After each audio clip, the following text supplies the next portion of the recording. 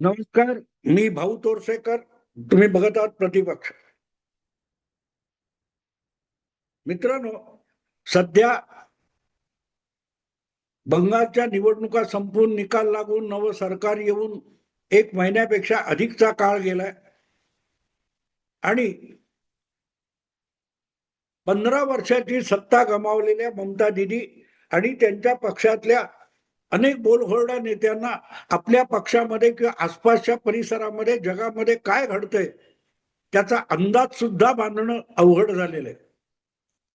त्यांनाच कशाला भाजपच्या विरोधामध्ये प्रचार करण्यासाठीच आपण पत्रकार झालोय असं मानणाऱ्या देशातल्या जवळजवळ सगळ्या पत्रकारांना सुद्धा सध्याच्या घडामोडींनी अचंबित करून टाकलेलं आहे. ज्यांना 4 मेच्या दुपारी 2 वाजेपर्यंत खात्रीपूर्वक वाटत होतं की ममता दिदींना कोणीही बंगालमध्ये हरवू शकत नाही आणि भाजपने हरवणं तर केवळ अशक्य आहे असं छाती ठोकपणे सांगणाऱ्यांना अजूनही 4 मेच्या संध्याकाळी सूर्य मावळताना आलेले निकाल पटलेले नाहीत, त्यांनी स्वीकारलेले नाहीत आणि म्हणूनच त्यानंतरच्या घडामोडी या त्यांना अजूनही स्वीकारणं अवघड जाते की ममता दिदीला झुगारलं लोकांनी, ममता दिदीला लोकांनी पाडलं, बंगालच्या लोकांनी पाडलं. भद्रलोक काय करत होतं? भद्रलोक तर भाजपचा कट्टर विरोधक. या सगळ्या समजुतीमध्ये जंजाळामध्ये अडकून पडलेल्यांना अजूनही कळलेलं नाही की नेमकं काय होतंय. कारण सत्ता गेली आणि 1 आठवड्याच्या आत हळूहळू करत तृणमूल काँग्रेस पक्षामध्ये कुरबुरी सुरू झाल्या. बघता बघता नव्याने निवडून आलेले जे 80 आमदार होते त्यापैकी एकेकाने ममताकडे पाठ फिरवायला सुरुवात केली. आधी मुख्यमंत्री पदाचा राजीनामा द्यायला नकार देऊन बसल्या होत्या ममता दिदी.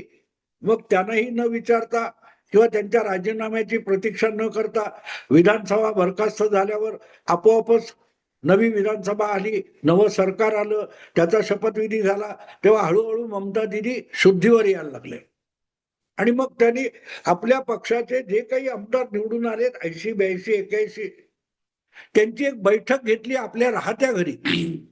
आपल्या निवासस्थानी ममता दिदींनी जी बैठक घेतली त्या बैठकीला सुद्धा 10-12 आमदार नव्याने निवडून आलेले गैरहजर होते. मित्रांनो, यापूर्वीच्या गेल्या 10-5 वर्षातल्या ममता दिदीच्या ज्या ज्या फोटो असतील, चित्रण असतील, व्हिडिओ असतील तुम्ही बघितले तर त्या मैदानावरून मोठमोठ्या त्या उंच स्टेजवर लांबच्या लांब असे पट्टे बांधलेले असतात आणि त्याच्यात ममता दिदी असा हात हलवत फिरायच्या आणि कधी कधी वाकून त्यांच्यावर जीव टाकणाऱ्या लोकांच्या शेकहँड करायचा. आठवतात तुम्हाला? त्या ममता दिदीचा जवळीक दाखवण्यासाठी आपला कुठेतरी ममता दिदीवर फोटो यावा म्हणून त्यांच्या मागे फरफटत चालणाऱ्या किंवा मंचावर त्यांच्या जवळ कुठेतरी दिसावं म्हणून तडफडणारे हे आमदार आणि खासदार होते. ते हळूहळू करत ममता दिदीकडे पाठ फिरवायला लागले आणि म्हणूनच ममता दिदी आता मुख्यमंत्री नाही याची खात्री झाल्यावर बंगालची घाबरलेली भयभीत सामान्य जनता धीर करून बोलायला लागली. तसं हळूहळू ममता दिदींचे पाठीराखे आमदार खासदार वगैरे जे जे कोणी होते कार्यकर्ते पदाधिकारी ते सुद्धा हळूहळू ममता दिदीच्या भीतीमधून दहशतीमधून मुक्त व्हायला लागले आणि म्हणूनच नव्या सरकारचा शुभेंदू अधिकारीच्या सरकारचा शपथविधी झाल्यानंतर पहिली बैठक घेतली ममता दिदींनी. त्या बैठकीलाच 8-10 आमदारांनी दांडी मारली, आलेच नाही आणि त्याच्याही बातम्या झाल्या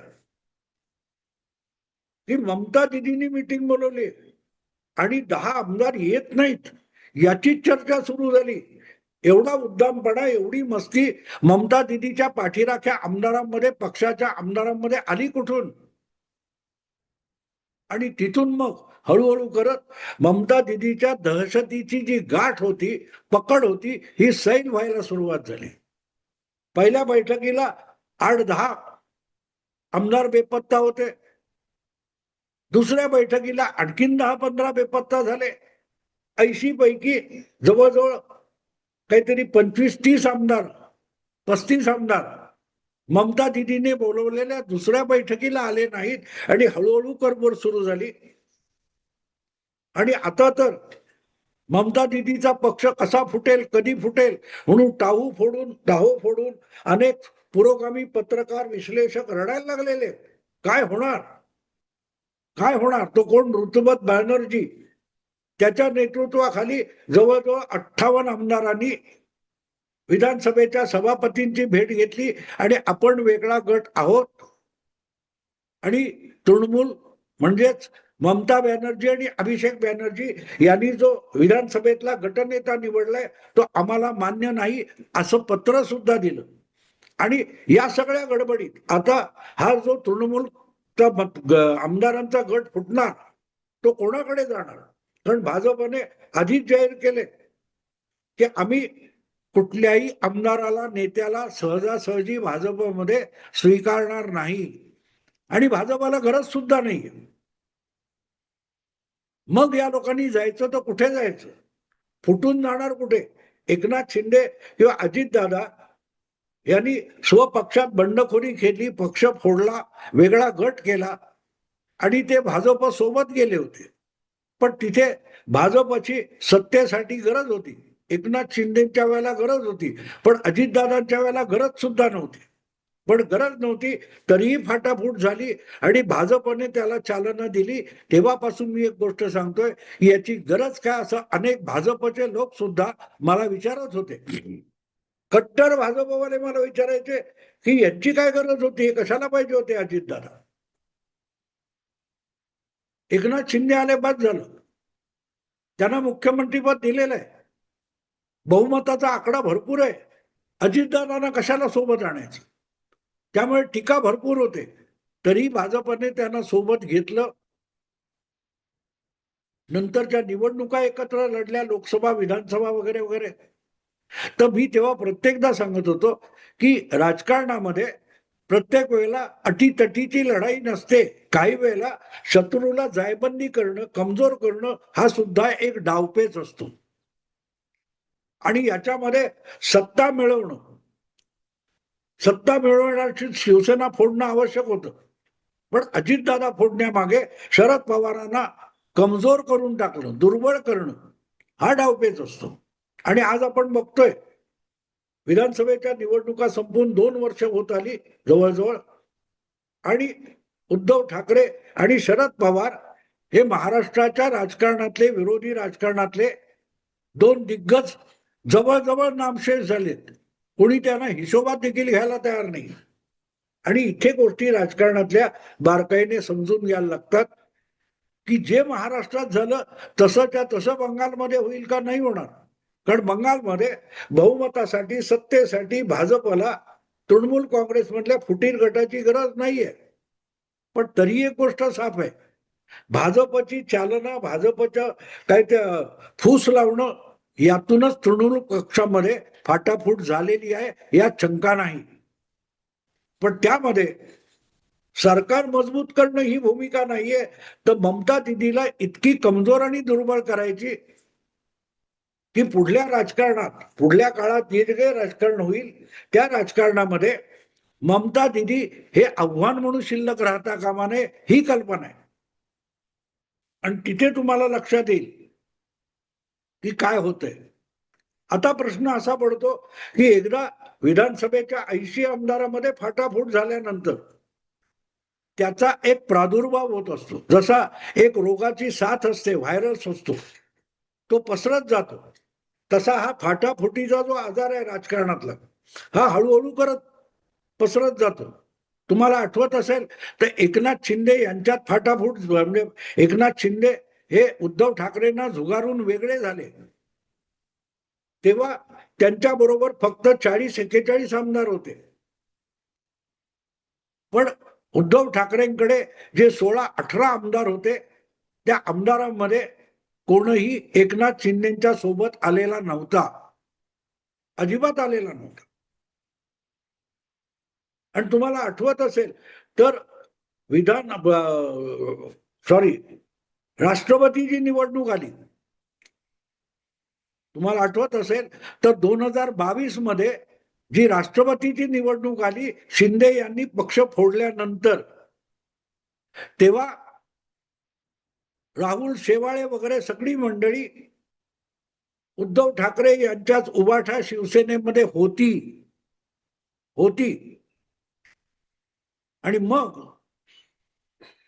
राष्ट्रपती निवडणुकीत द्रौपदी मुर्मू यांना आपण पाठिंबा दिला पाहिजे, नाही तर आपण उघडे पडू, असा आग्रह राहुल शेवाळे आणि काही उभाठा खासदारांनी धरला. त्यासाठी उभाठाच्या आमदारांची बैठक मातोश्रीवर शरद उद्धव ठाकरेंनी बोलावलेली होती.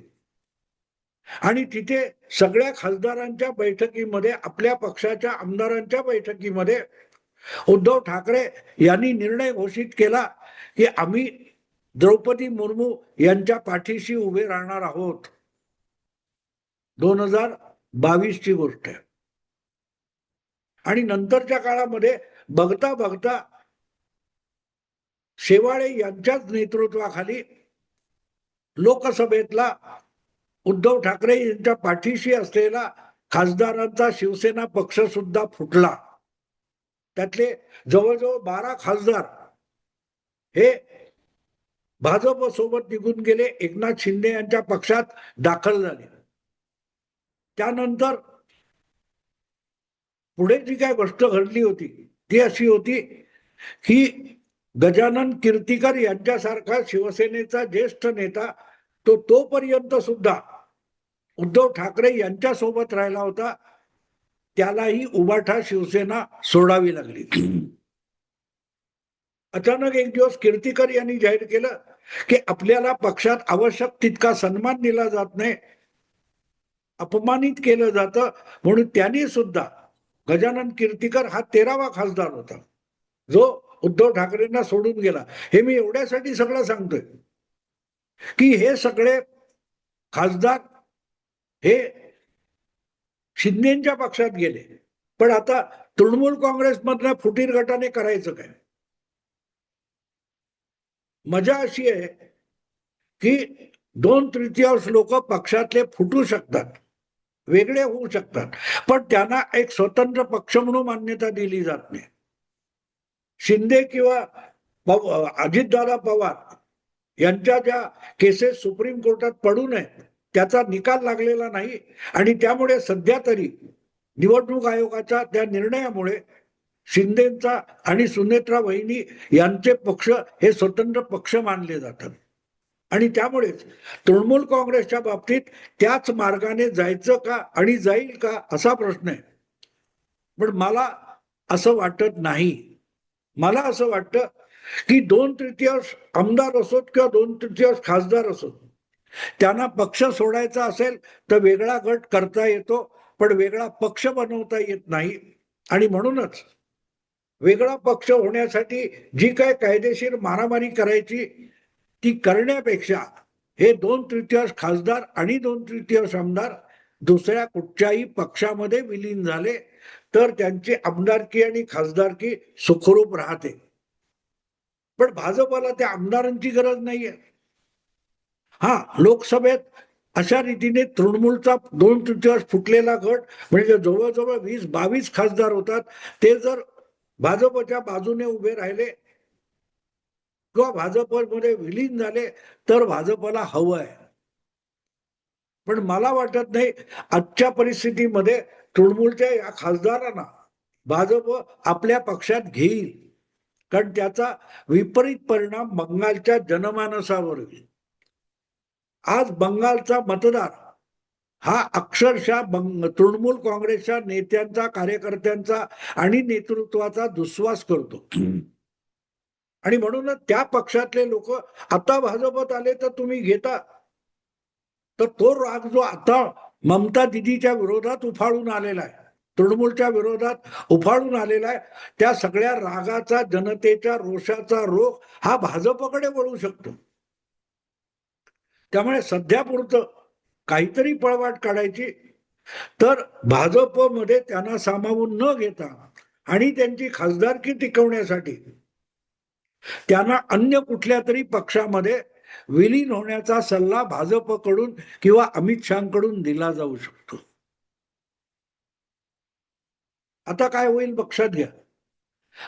काँग्रेसचे बंगालमधले सगळ्यात मोठे नेते जे लोकसभेतले गेल्या लोकसभेतले विरोधी नेता होते अधीर रंजन चौधरी यांनी तर खुली ऑफर तृणमूलच्या बंडखोर खासदारांना दिलेली आहे की तुम्ही काँग्रेस पक्षात या.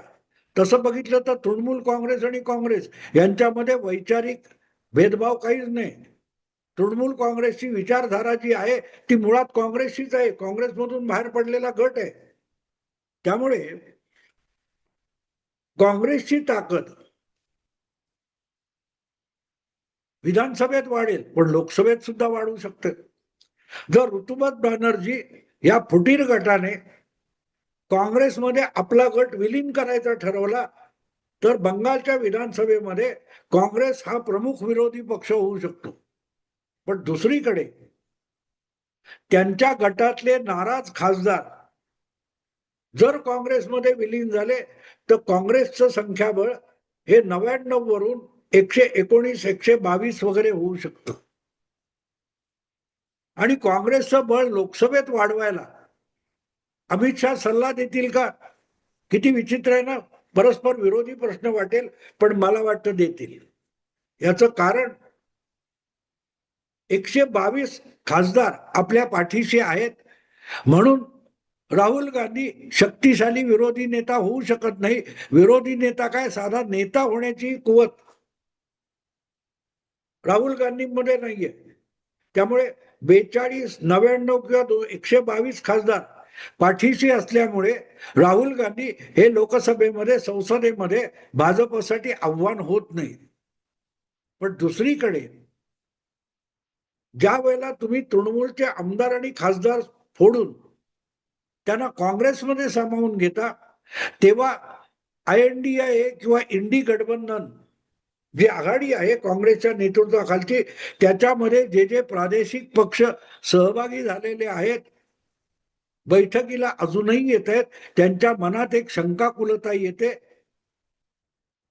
की आपण पक्ष फोडण्याचा आरोप नेहमी भाजपवर करतो पण काँग्रेस तेच पाप करतंय. इकडे गठबंधन करायचं आणि तरी पक्ष फोडायचा. DMK बरोबर जागा वाटप करायचं आणि निवडणुका संपल्या की मंत्रीपदासाठी TVKच्या विजयबरोबर निघून जायचं. काँग्रेस हा पाठीत खंजीर कुमारणारा पक्ष आहे असं जेव्हा INDA मध्ये सहभागी होणाऱ्या वेगवेगळ्या प्रादेशिक पक्षांच्या मनात शंका निर्माण होतात तेव्हा INDA किंवा राहुल गांधींच्या नेतृत्वाखाली जी आघाडी आहे त्यांच्यामध्ये संशय कल्लोळ सुरू होतो. एकमेकांकडे ते संशयाने बघायला लागतात आणि काँग्रेसच्या नेतृत्वाखाली गठबंधन करायचं आणि उद्या त्यांनी आपलेच लोक फोडले तर मग त्यापेक्षा काँग्रेसला बाजूला ठेवून उरलेल्या सगळ्या बिगर भाजपा पक्षांची आघाडी करण्याचा एक नवा विचार पुढे येऊ शकतो. तो के चंद्रशेखर राव यांनी 4-5 वर्षापूर्वी मांडला होता. इंडी आघाडीमध्ये बेबनाव निर्माण करणं, एकमेकाविषयी संशय निर्माण करणं हा जर फायदा राजकीय दृष्ट्या मिळत असेल आणि वेळ आली की हात वर करायला हेच तृणमूलचे काँग्रेसमध्ये असलेले खासदार जर अमित शहा मॅनेज करू शकणार असतील तर उपयोग नसलेले खासदार राहुल गांधींच्या काँग्रेस पक्षात गेले तर बिघडलं कुठे? कळतंय गेम मित्रांनो? गोंधळ आहे, गुंतागुंत आहे. कधीतरी अधिक सवडीने याचं डिटेल गणित मी मांडीन. आत्ता थांबतो. आवडलं लाईक करा, शेअर करा आणि प्रतिपक्षाला सबस्क्राईब करा. नमस्कार.